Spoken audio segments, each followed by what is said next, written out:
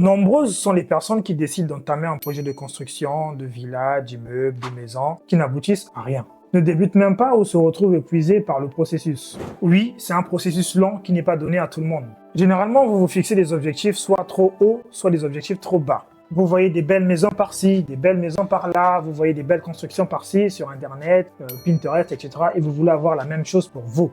Ensuite, vous entrez dans ce piège inévitable qui est la non-planification et la non-programmation pour votre projet. Vous envoyez de l'argent en Afrique, vous envoyez beaucoup de grosses sommes au pays, chez des personnes pour qui vous n'avez peut-être même pas vu depuis 5-10 ans.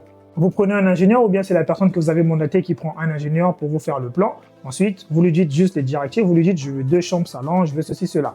Ensuite, ça se termine là. Et vous envoyez régulièrement de l'argent pour les travaux, la construction et toutes ces choses. Toutes ces démarches aboutissent généralement à 2 résultats.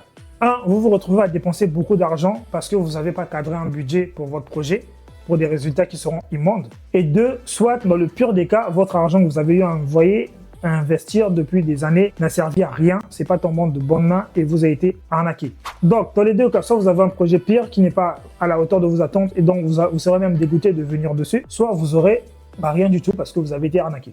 Cette vidéo s'adresse aux gens qui, si vous avez un terrain et que vous n'avez pas d'idée, de projet, de quoi mettre sur ce terrain. Vous avez un terrain et une idée de quoi construire. Par exemple, l'idée peut être une villa, l'idée peut être une école, l'idée peut être, je sais pas, une bibliothèque, mais que vous ne savez pas par où commencer. Si vous avez une idée, un programme, c'est-à-dire que vous avez l'idée de construire un immeuble, l'idée de construire une villa, l'idée de construire une école, mais vous n'avez pas de terrain, alors vous êtes sur la bonne vidéo. On va voir à peu près la bonne méthode à faire et à suivre pour aboutir à un projet réussi.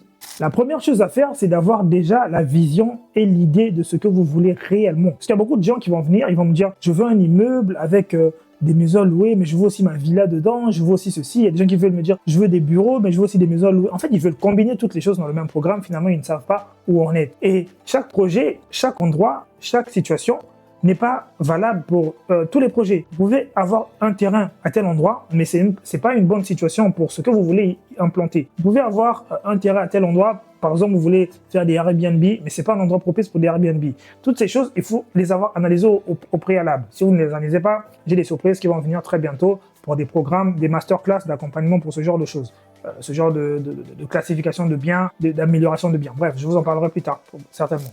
Avant même l'achat d'un terrain, ou bien si vous avez déjà acheté un terrain, il faut déjà avoir l'idée de ce que vous voulez construire. Premièrement, vous voulez construire un hôtel? Est-ce que vous voulez construire une maison? Vous voulez construire une villa? Et deuxièmement, vous devez savoir à peu près à quel niveau de budget vous pouvez arriver. Vous devez déjà avoir un budget. Alors, vous devez vous dire, OK, j'ai par exemple 20 millions, j'ai par exemple 50 millions, avec une marge peut-être de 5 millions. Vous devez avoir ce genre de budget-là. Hein? Je le dis comme ça, Et quand je parle millions, je parle pas en CFA, je parle en euros. Vous devez avoir une marge comme ça, mais ça c'est un peu exagéré. Vous pouvez par exemple dire j'ai 1 million d'euros, j'ai 500 000 euros, j'ai 200 000 euros. Hein? Définissez dans un premier temps un programme. C'est-à-dire que, on va prendre l'exemple ici d'un personnage fictif, on va dire Mamadou et sa femme avec 2 enfants qui veulent construire une maison, une villa. Alors, premièrement, est-ce qu'ils vont construire une villa pour venir seulement en vacances ou ils vont construire une villa dans laquelle ils vont vivre toute leur vie? C'est deux choses différentes quand vous confiez ce genre de projet à un architecte. C'est seulement une maison de vacances ou c'est une maison dans laquelle vous allez vivre? Parce que ça ne répond pas aux mêmes besoins au quotidien. C'est vrai que les fonctions restent les mêmes, mais les prérogatives et les dispositions des espaces et des pièces ne sont pas les mêmes. Définissez avec exactitude ce que vous voulez pour vous. Ça peut être un projet immobilier, un projet de faire une tour avec des bâtiments, un projet de vendre des appartements, un projet de louer des biens, un projet juste de faire des locations saisonnières, un projet, je sais pas, d'investissement, de construire un immeuble et le revendre l'immeuble en entier. Ça dépend de la stratégie que vous voulez. Le cash flow, pas cash flow, revenu passif, revenu lent. Ça dépend de toutes ces notions. Vous définissez un projet de ce que vous voulez en fonction de votre situation et de votre budget, bien entendu. Et une fois l'idée trouvée, le programme défini, c'est-à-dire vous avez décidé de construire une villa dans laquelle vous allez vivre ou bien une villa de vacances, trouvez maintenant le terrain adéquat pour ça. Parce que vous trouvez déjà l'idée, c'est la bonne chose de trouver déjà l'idée. Ça peut aussi être dans le sens inverse si vous avez déjà le terrain. Mais là, on parle dans l'optique où vous avez l'idée, vous savez ce que vous voulez. Maintenant, vous trouvez le terrain en fonction de l'endroit adéquat. C'est-à-dire que vous n'allez pas construire le même projet pour un terrain que vous allez acheter à Abidjan, à Cocody, et pour un terrain que vous allez acheter, je sais pas, à Assini. C'est pas les mêmes prérogatives, c'est pas les mêmes choses, c'est pas les mêmes besoins, c'est rien, c'est pas la même chose. Enfin, je prends souvent l'exemple de la Côte d'Ivoire parce que ça parle à beaucoup de gens et j'ai une grosse communauté de la Côte d'Ivoire. Même si ma communauté la plus essentielle, elle est en France, ok, mais je le dis, on se comprend. Donc, ne trouvez pas l'idée du projet qui sera décorrélée au site dans lequel vous allez implanter votre projet. Vous l'avez compris, il faut trouver un projet cohérent pour un terrain cohérent. Encore une fois, tout dépend de ce que vous voulez faire. Tout dépend de votre budget et de où vous voulez emmener votre vision. Étape 3, vous avez trouvé le terrain, vous avez le programme à construire. Donc, faites juste attention pour le terrain d'avoir la bonne documentation, les bons documents, les bons papiers pour les permis, toutes ces choses. Ça, c'est très important d'avoir les bons documents du terrain, ACD, tout ce qu'on vous demande. Ayez-les, c'est très important, c'est très important. Même si concevoir un plan ne dépend pas de tous ces documents-là en totalité, mais c'est important pour vous. J'ai un contact à Abidjan qui est notaire, qui accompagne les gens avant et après acquisition des terrains. Donc, si vous voulez, vous pouvez me laisser un message en description ou bien sur mon compte Instagram. Je discuterai peut-être avec lui pour vous filer des contacts. L'erreur que vous êtes nombreux à commettre, c'est qu'une fois que vous arrivez à l'étape 2, c'est-à-dire que vous avez pu acquérir le terrain, vous avez pu avoir le projet que vous voulez construire, par exemple votre villa, vous confiez le projet à une personne, soit un maçon du quartier, soit un ingénieur, juste pour baisser les coûts. Le problème, c'est quoi? Je me dis, quand tu veux construire déjà un bâtiment qui va coûter beaucoup de millions de francs CFA, là on parle en francs CFA, imaginons que tu veux construire quelque chose qui va te coûter 200 millions de francs CFA, 300 millions de francs CFA. Qu'est-ce que ça te coûte de prendre 10% de ce montant et le payer à un architecte pour te réaliser un très bel ouvrage? Je ne comprends pas. Je ne comprends pas ce phénomène que on veut construire des trucs qui vont coûter cher, mais en dépensant avec des prestataires qui vont nous prendre vraiment pas cher. Mais finalement, le résultat ne sera pas adéquat. Et donc, vous allez perdre de l'argent au lieu d'en avoir gagné. Parce qu'on dit souvent qu'en voulant trop gagner, on perd. Donc, vous n'êtes pas vraiment dedans, vous n'êtes pas vraiment dans le projet, vous confiez à un ingénieur, vous dites qu'il va tout faire, vu qu'il a déjà eu à faire ceci, vous lui donnez tout. Et lui, il est l'entrepreneur à la fois, l'ingénieur à la fois. Donc, il fait tout en même temps. Et vous vous retrouvez à perdre d'énormes sommes, des sommes colossales pour votre projet. C'est ce qu'on veut pas, c'est ce qu'on veut éviter sur cette chaîne. Vous l'avez compris, je veux en venir. Le bon choix à faire, c'est de confier l'idée à un architecte. Je ne suis pas ici pour faire la promotion des architectes. C'est juste que c'est des personnages qui sont très importants. C'est des techniciens, c'est des professionnels dans leur domaine dont il faut confier ce genre de projet. Surtout si vous voulez des belles choses.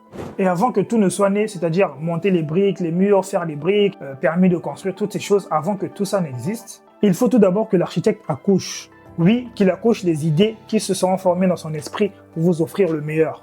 Donc, votre priorité à vous, c'est d'avoir des plans d'architecte. Parce que c'est la chose la plus importante. C'est avec les plans d'architecte que vous pourrez construire. C'est avec les plans d'architecte qu'on pourra vous faire un devis. C'est avec les plans d'architecte que vous pourrez faire une demande de permis de construire. C'est avec les plans d'architecte que vous pourrez vous projeter dans le plan. Avec ces mêmes plans d'architecte, vous pourrez les garder 1 an, 2 ans, 3 ans, 4 ans, 5 ans. Vous ne construisez pas, c'est pas grave. Vous allez les construire plus tard. C'est avec les plans d'architecte qu'on fait des plans de structure. Il y a des projets ici en Europe qui sont des projets qui ont été faits il y a 20 ans, mais qui ne viennent de se construire que maintenant parce que les plans avaient déjà été planifiés, tout avait déjà été cadré. Oui, c'est ça, la matérialisation de vos besoins par un savoir artistique qu'est l'architecte. Une fois que vous avez les plans, vous pouvez soit décider de construire de vous-même, c'est-à-dire vous avez pris les plans de l'architecte, ok. Vous pouvez décider de choisir vous-même les entreprises avec lesquelles vous allez travailler, d'assister tous les jours au chantier, de faire des visites, de vérifier les stocks, de vérifier les budgets, les devis, toutes ces choses vous pouvez décider. Mais généralement, les clients, ils n'aiment pas cette paperasse parce que tout ça, c'est contraignant, c'est chiant. Ou alors, il y a une possibilité qu'on appelle la maîtrise d'œuvre. Vous êtes le maître d'ouvrage, donc vous, le client. Vous confiez la maîtrise d'œuvre à un architecte.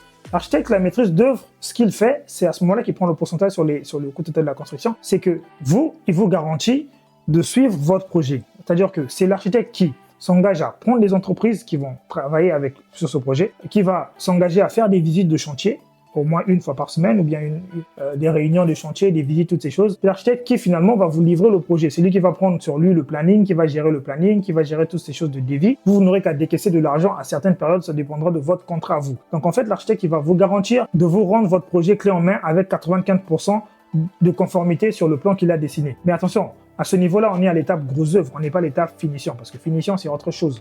Ça fait partie de la décoration d'intérieur. Ça dépend de la mission que vous avez eue avec votre architecte, si vous lui avez demandé de vous accompagner dans la mission aussi de décoration d'intérieur, de design et de toutes ces choses. Bref, sachez que si vous confiez la maîtrise d'œuvre à un architecte, vous aurez l'esprit tranquille. Après, ça dépend aussi de l'architecte. C'est pas n'importe quel architecte à qui on fait ce genre de choses. Bien entendu, comme dans toutes les professions, dans tous les domaines, il y a des gens honnêtes, il y a des gens malhonnêtes. C'est comme ça, il faut faire avec. C'est à vous de savoir discerner le bon et le mauvais. Pour les honoraires de l'architecte, ça varie généralement.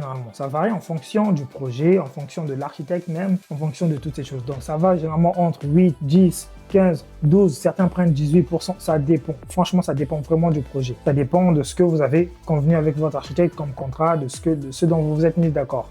Et une fois ces longues péripéties passées, ça dépend du projet. Si c'est une villa, on peut partir sur 9 à 12 mois. Ça dépendra aussi de la mission, une fois de plus, que je vous ai dit. Si vous voulez avoir le projet en gros œuvre seulement, si vous voulez avoir le projet avec les finitions, tout fini. Mais si vous voulez aussi avoir le projet avec les finitions et l'ameublement, fini, vous voulez juste venir avec vos valisettes, avec votre famille, ça aussi, c'est possible. Donc, encore une fois, tout dépend de ce que vous confiez à votre architecte, des missions que vous voulez confier. Ce n'est qu'en faisant toutes ces étapes de façon régulière, de façon convenable et de façon droite que vous parviendrez à vous hisser au top des gens qui ont les maisons les plus belles, au top des gens qui ont les maisons les plus convenables, au top des gens qui ont les maisons les plus appréciables.